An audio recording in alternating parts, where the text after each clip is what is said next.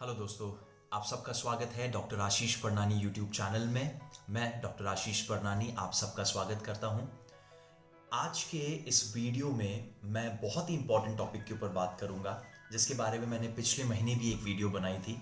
आप लोगों ने उसे काफ़ी पसंद किया और इसलिए मैंने सोचा कि क्यों ना एक और वीडियो इसके ऊपर बनाई जाए। और मैंने आपको बोला था कि अगर वो वीडियो पसंद की जाएगी तो मैं टाइम टाइम पर इस टॉपिक के ऊपर मैं ज़रूर वीडियोस बनाऊंगा। सो ये वीडियो बहुत इंपॉर्टेंट मनी मैनेजमेंट के ऊपर है और फिर से एक नई शिक्षा को मैं आपके लिए लेके आया हूँ। आपने पिछली बार सीखा था कि मनी मैनेजमेंट को कुछ फंडामेंटल टिप्स मैंने आपको बताए थे। थोड़ा सा हम लेवल को आगे बढ़ाते हैं। मैं 3 इंपॉर्टेंट टिप्स आज आपको देने वाला हूँ। अगर आप गरीब नहीं होना चाहते जल्दी से और एक अच्छी स्ट्रैटेजी के साथ आप अपने जीवन को यापन करना चाहते हैं तो ये 3 चीज़ें याद रखें। सबसे पहली बात जो आपको ध्यान देनी है कि अगर आप अपने पैसे को लेकर सीरियस हैं तो आप जितना जल्दी हो सके इन्वेस्टमेंट शुरू कर दें। जी हाँ, पिछली बार हमने सेविंग्स और इन्वेस्टमेंट के बारे में सीखा था कि इन्वेस्टमेंट करना है, लेकिन आज मैं आपको बता रहा हूं कि जितना जल्दी हो इन्वेस्टमेंट करना शुरू करें। इसका मतलब क्या है? इसका मतलब यह है कि अगर मान लीजिए आप वीडियो देख रहे हैं और आपकी उम्र 18 साल है या 20 साल है तो ये सही उम्र है।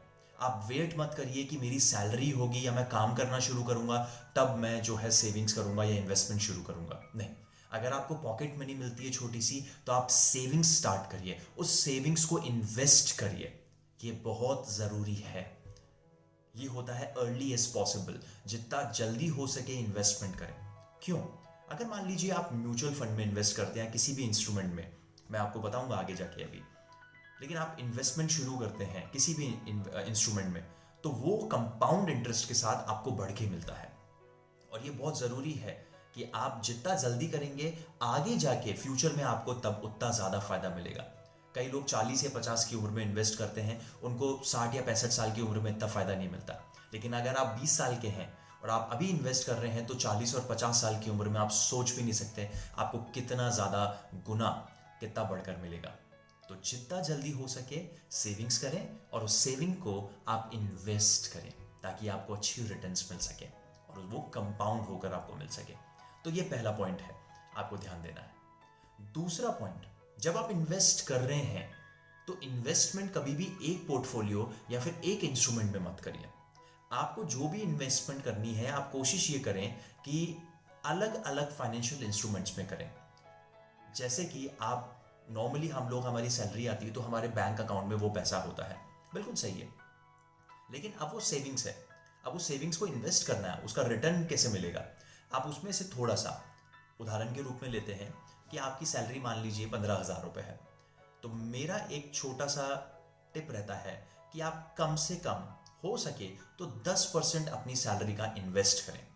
तो इस एग्जाम्पल को लेके चलते हैं कि 1500 रुपये आपने इन्वेस्ट करे, तो 1500 रुपये में से मान लीजिए 1000 रुपये आपने जो है म्यूचुअल फंड में डाल दिया और 500 रुपये की आरडी करवा दी। कितना सही रहेगा? अब दो इंस्ट्रूमेंट अलग हो गए, एक रिकरिंग डिपॉजिट है, एक म्यूचुअल फंड हो गया, दो अलग अलग। तो ये आपकी इनकम के ऊपर डिपेंड करता है। जितनी ज्यादा इनकम है आप उस पैसे को डिवाइड करके अलग अलग फाइनेंशियल इंस्ट्रूमेंट्स में इन्वेस्ट करें ताकि आप अलग अलग तरीके से जो है उस पैसे के रिटर्न का लाभ उठा सकें। कई लोग हैं जिनकी सैलरी लाखों में होती है, वो म्यूचुअल फंड भी करते हैं, एलआईसी भी करते हैं। उन्होंने जो है एलआईसी के थ्रू भी सेविंग्स करी हुई है, इन्वेस्टमेंट करा हुआ है। उन लोगों ने जो है स्टॉक मार्केट में इन्वेस्टमेंट करा हुआ है, एफडी करा रखी है, अलग अलग करते हैं। अगर आपकी सैलरी कम है तो आप एक या दो इंस्ट्रूमेंट में करें, लेकिन करें जरूर। और जैसे जैसे आपका पैसा बढ़ता है आप उस इंस्ट्रूमेंट्स को, उस इन्वेस्टमेंट को अलग अलग इंस्ट्रूमेंट्स में करिए, उनको बढ़ाते जाइए। अगर मान लीजिए आपकी सैलरी 50,000 हो जाती है 15,000 से, तब भी 1500 नहीं करना है, कम से कम 10% होना चाहिए। नहीं तो 8% कोशिश करिए, 8 से 10% की रेंज में होना चाहिए वो पैसा। तो आपके पास तब 4,000 हैं या 5,000 रुपये हैं तो आप थोड़ा पैसा म्यूचुअल फंड में डाल सकते हैं, थोड़ा पैसा आपने आरडी में डाल दिया। इस तरीके से जो है आप इन्वेस्ट कर सकते हैं या आपने एलआईसी शुरू कर दी। ये बहुत ज़रूरी है आपको समझना और इसको करना। तीसरा इंपॉर्टेंट टिप जो आपको ध्यान देना है, अगर आप एक अच्छी लाइफ को पैसे के साथ जीना चाहते हैं प्रेजेंट और फ्यूचर को ध्यान में रखते हुए, वो है दिखावे के लिए कभी भी खर्चा ना करें।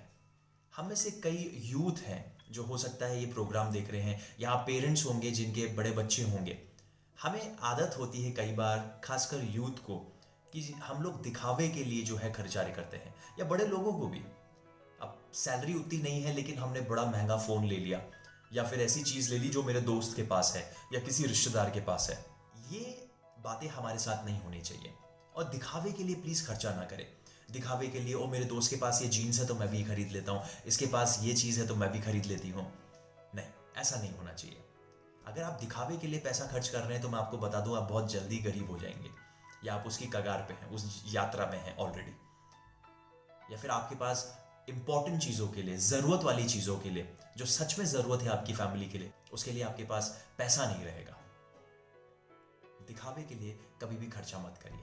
सबसे पहले आपका खर्चा ज़रूरत वाली चीज़ों पे होना चाहिए। मैं इसके बारे में अगली बार एक वीडियो ज़रूर बताऊंगा, जहां पर मैं आपको 50-30-20 एक बजटिंग रूल है, एक गोल्डन रूल है, उसके बारे में सिखाऊंगा। मुझे उम्मीद है कि इस वीडियो में आपने कुछ नई बातों को सीखा होगा, और आपने ये सीखा होगा कि किस तरीके से हम अपने प्रेजेंट और फ्यूचर को ध्यान में रखते हुए अपनी पैसे को मैनेज कर सकते हैं। इस चैनल को ज़रूर सब्सक्राइब करिए, कमेंट में लिखिए आपको कौन सा पॉइंट पसंद आया और किस पॉइंट पे आप अभी से काम करना शुरू करेंगे, और इस वीडियो को ज़रूर दूसरों तक पहुंचाइएगा। Thank you so much.